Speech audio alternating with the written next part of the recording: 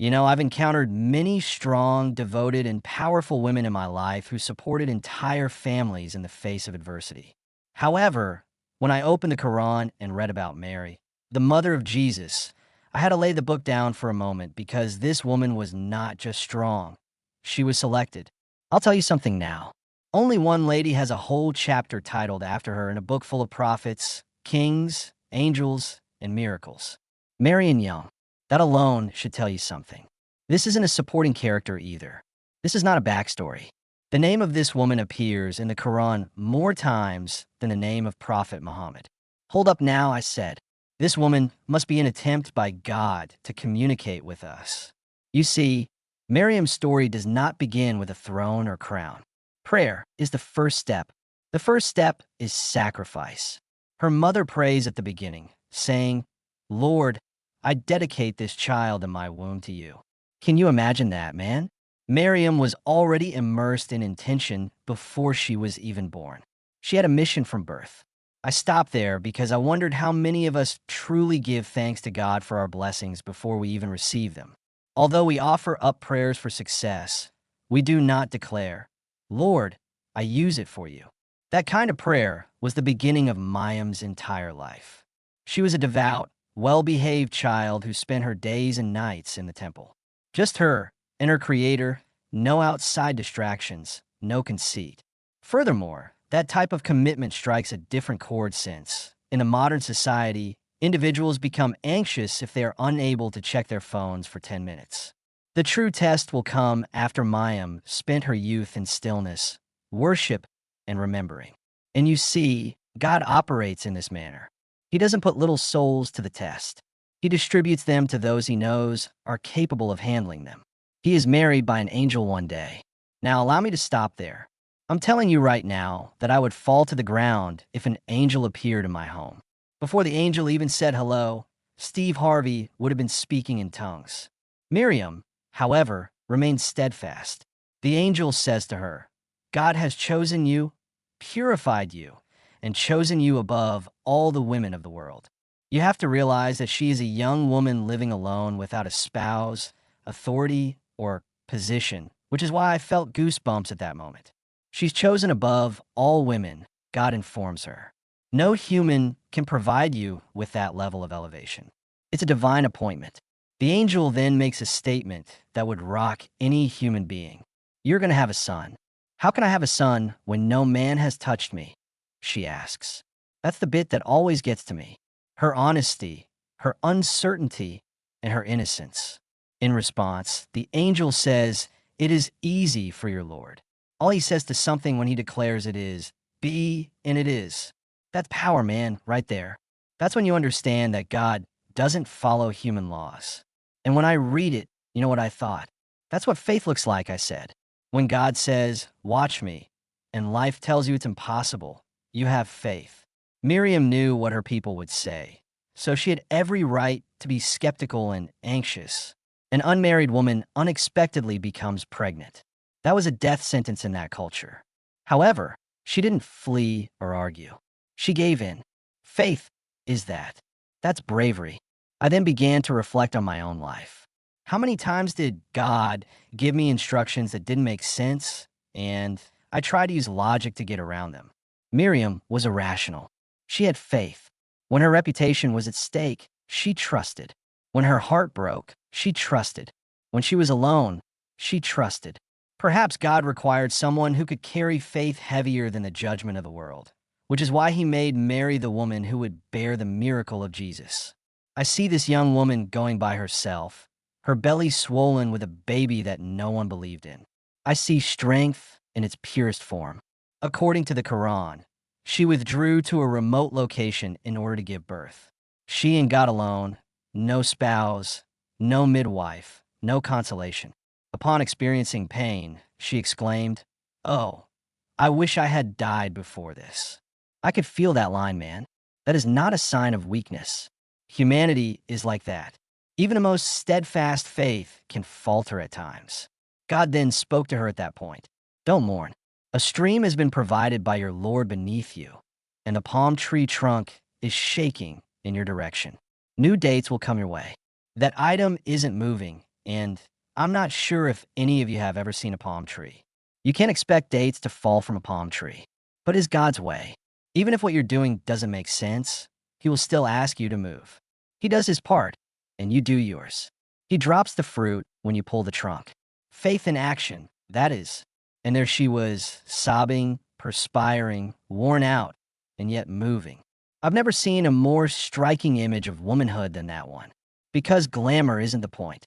It's about maintaining composure under duress. It's about having faith when everything around you seems to be crumbling. She holds the baby when she eventually gives birth. She had to confront her folks, you know? Imagine that moment now. They stare at her like, "Maryam, what have you done?" when she returns to town with the child in her arms, but she doesn't say a word. According to the Quran, she gestured towards the infant, and Jesus, peace be upon him, exclaimed, "I am the servant of God," while he was still in the crib. I am now a prophet since he gave me the book. That's when it all changed, man. I read that passage aloud and simply sat there. When the truth finally spoke for itself, Maryam was spared the need to defend herself. She was saved by her miracle. I came to a profound realization at that point, everyone. You don't need to prove yourself to anyone when you live morally, maintain your religion, and have faith in God. In ways that the world cannot dispute, God will speak for you. Miriam's legacy is that. She is the most revered woman in the Quran because of this. She stayed faithful even when everyone doubted her, not because she was loud, well-known, or flawless. And perhaps it is the true meaning of the message. That authority is not in charge. Surrender is power. When everything else fails, having faith in God gives you power. Miriam carried more than a baby. She conveyed the idea that your suffering is insignificant compared to God's promise. I couldn't move for a while after reading Miriam's story because it dawned on me that it wasn't just about a prophet's mother. It's about what it means to maintain your dignity in the face of the world's attempts to destroy it. You see, we now live in a society that will quickly pass judgment on you. One mistake, one rumor, one photo, one miscommunication, and all of a sudden, you are permanently labeled. However, Mayim's story is like God declaring, "Even when they don't see the truth, I do. Even when others make fun of you, I respect you." I said to myself, man, that's mercy. We have this issue today, you know. Faith is often associated with vulnerability. For example, you're outdated if you cover yourself. I don't do that, you might say. You're dull. You're losing out if you opt for purity. However, Miriam's life completely changed that. She demonstrated that modesty is not a sign of weakness. It's power. She demonstrated that obeying God does not equate to submitting to the world, is liberation from the outside world. And I'm going to share with you something that really resonated with me, since it reminds me of my earlier years spent chasing fame, money, and success. I believed that was the location of power. After that, I came across a story about a woman who lacked all of those things. Nevertheless, she will always be remembered. Why? Because she was internally powerful. The Quran has a passage that reads, "And remember Mary who guarded her chastity, and we breathed into her of our spirit, and she believed in the words of her Lord and his scriptures, and was of the devoutly obedient." I'll tell you something now. That is the recipe for success. That isn't limited to women. That applies to everyone. Devotion, obedience, self-control, and faith. In God's view, that is what makes a person powerful. Not status, not celebrity, not followers. And you know what I adore? Miriam is not described as flawless in the Quran. She can be seen crying. It displays her fear. It depicts her losing it. She is very genuine because of this. She felt things. She wasn't sure. She was in anguish. But she persisted. She is powerful because of this. And I believe that's why, even after 1400 years, her narrative still has such an impact. Because you have experienced that moment regardless of where you are from. The time when you feel isolated, when others misinterpret you, and when you pray to God, "Lord, I can't do this no more." And then you sense something just as you're about to break. A little push, a little calm, a little strength. God is saying in a whisper, "Shake the trunk. I'll arrange the dates. Every time life becomes difficult, I think about that same words. For there are moments when God wants you to just move. He will take care of the rest if you only take one step, pray, and have confidence. Lord, this tree is too strong, was not Miriam's lament. I can't get rid of it. She shifted. At that point, the miracle occurred. Therefore, I tell myself, Steve, don't whine while I'm out there dealing with life's issues and things don't make sense. Give a trunk a shake. And I have to admit, this story altered my perspective on women, since Miriam is an example of a strength that produces history rather than headlines. She was not an army leader. Despite not holding a position of authority, her faithfulness was enough to win hearts to God. And in the modern world, where everyone tries to prove something, get noticed, or go viral, as God whispered in Mayim's story, you don't have to be loud to be legendary. Let me now share a humorous story with you all. My wife gave me a Steve, you're finally reading something good. Look when I informed her I was reading about Mayim. Baby, this woman right here makes every motivational speaker look small because she ain't talking about grinding or hustling. I said, she lives a life of surrender. She didn't pursue achievement. She had faith and purpose. And see where she ended up? Revered worldwide by Muslims, Christians, and Jews. Does anyone else have that? Another thing that truly humiliated me is this. When Maryam was accused, people whispered, gossiped, and pointed fingers. She refrained from arguing. She didn't provide a defense. All she did was point, and that infant did the talking for her. You know what I learned from that? Power can come from silence. It's not always necessary to return a clap. You don't always have to give an explanation. If you have a strong relationship with God, He will provide you with vindication in unexpected ways. I recall going through a difficult season once. As people conversed, publications misrepresented events, and social media was ablaze, I couldn't help but think, Lord, I can't fix this. Then I thought about Maryam, and I responded, okay, Steve, let God speak for you. And He did. He does it every time. I believe God cherished that aspect of Maryam.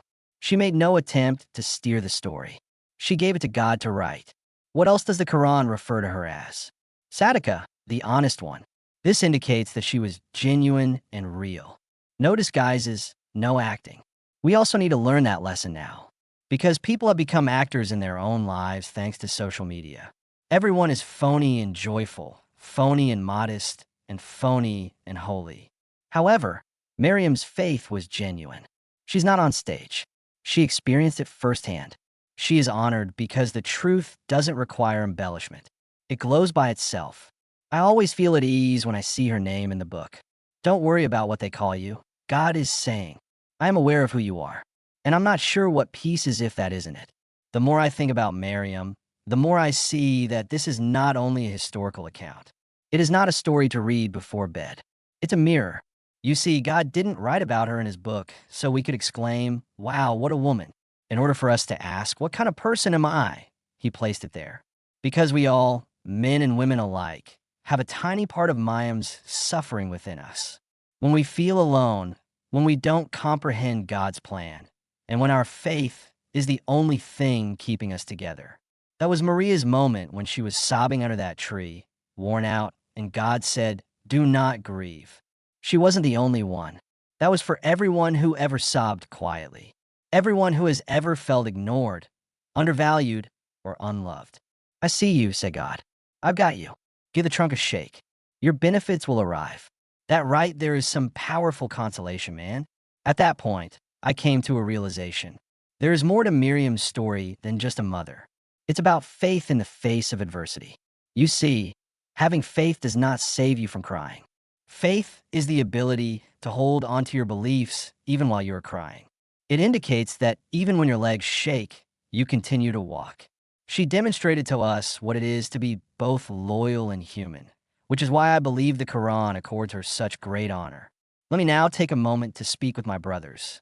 Listen, men, we can learn from Mayim's story as well. You see, a true guy respects and admires a faithful lady rather than demeaning her. Because it takes heavenly strength to be pure, patient, and to stand your ground when the world makes fun of you. And because modesty is actually the most revolutionary thing that remains in this crazy world, brothers, We need to start honoring that and not objectifying, insulting, or labeling it outdated. And to the women who are listening, I don't give a damn about who you are, how distant you feel from God, or what your history is. He can elevate you as well if he can honor Maryam. You may believe that your reputation has been harmed. You may believe that you are unworthy. You may think that no one can relate to you. But you must keep in mind God recognizes you. The world applauded for Miriam, but she was not honored. Because God chose her, she was honored. And if he could pick her despite her poverty, loneliness, and misunderstanding, he could pick you in your current situation. I used to believe that you would have an easy time if you were selected, that you would be sailing through life as if nothing were wrong if God were with you. I am fortunate. However, Maryam gave me a different lesson. You don't get comfort when you're selected. It's objective. Additionally, intent weighs heavily. Sometimes purpose will bring you to tears. Purpose will cause you to reflect on your own life. However, God will use your suffering to uplift others if you remain faithful during that time. Because every generation needs a reminder of what true strength looks like. Her narrative will always be relevant. It's also not loud. It's not furious. It's not an attempt to impress anyone. It's just as sacred as the relationship you have with God. That is the type of power that never dies. Let me now share with you the Quranic passage that truly wounded my heart. God stands up for Maryam. He actually makes her name plain in verses. Do you realize how uncommon that is? God intervened and declared, "This woman is pure." I cried when I read that. Man, because that is what love is all about. That is the protection of God. God is saying, when the world talks about you, I talk for you. And I replied, Lord, please defend me like that when I can't defend myself. What more do you know? Muslims always refer to Jesus as Isa, I be Maryam, or Jesus, son of Mary. Consider that. They pay tribute to the mother. Each and every time, they pay tribute to the son. That's respect now. Legacy is that. The world has forgotten how to show that kind of respect. Man, I thought as I sat there, how many of us still honor our mothers in that way? How many of us recall the ladies who reared us, wept for us, and made sacrifices on our behalf? Perhaps Maryam is God's way of reminding us of that. Greatness and thankfulness are inextricably linked. I'll be honest with you all. My communication with God was altered by this story. You see, I used to pray using phrases like, I'll be okay if you fix this, Lord. I'll be grateful if you bless me, Lord. Miriam, however, did not pray in that manner. Here I am, Lord, she said. Give up without any conditions. And faith without fine print is the true strength of her story. Now look, I'm not Muslim, but I can tell you that the narrative of Maryam in the Quran made me respect Islam on a whole new level because it made me realize that cleanliness, patience, and surrender are still important. Things that I believe all believers occasionally forget. It makes you trustworthy rather than weak. And Maryam was just that, entrusted with a miracle by God. I therefore see a little bit of Maryam in every woman who is attempting to live a decent life in this crazy, noisy society. That's Maryam's legacy, brothers, whenever I witness someone being steadfast when everyone else gave up. Every mother who raises her children with faith possesses it. According to every woman, I'm waiting for the right man. Every individual that prioritizes prayer over fame. In God's view, that is the definition of power. As a result, her name no longer conjures up images of a woman from 2,000 years ago. Every person who is still standing, still believing, and still fighting quietly and gracefully comes to mind. The true miracle is that it was her faith that carried her, not the baby. Remember Miriam if you ever question your value or feel like no one else sees you. God saw her when no one else did. This implies that he also sees you. What you're going through at the moment doesn't matter to me. He can transform your tears into victory if he can transform hers. That's what the same God who said be promised. Indeed, it was. Miriam may be regarded as the most powerful woman in the Quran, but in my opinion, she embodies religion in its purest form.